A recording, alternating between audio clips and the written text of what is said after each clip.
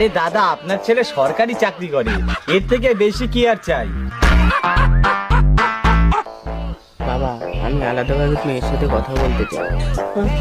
বলছি দাদা, আমার ছেলে একটু আপনার মেয়ের সঙ্গে আলাদাভাবে কথা বলতে চায়। আচ্ছা ঠিক আছে, এই মা যা তো একটু কথা বলে আয়। যা তাহলে কথা বলে আয়। A few moments later. দিদি তুমি এই বিয়েতে না করে দাও। আমি একটা মেয়েকে খুব ভালোবাসি। আমি যদি ওই মেয়েকে না পাই, আমার হাতে শিরা কেটে দেবো। আরে ঠিক আছে ঠিক আছে, তুমি পা ছাড়ো, আমি বাইরে গিয়ে সবাইকে না বলে দিচ্ছি। বাবা, মেয়ে বলছে আমার পছন্দ না।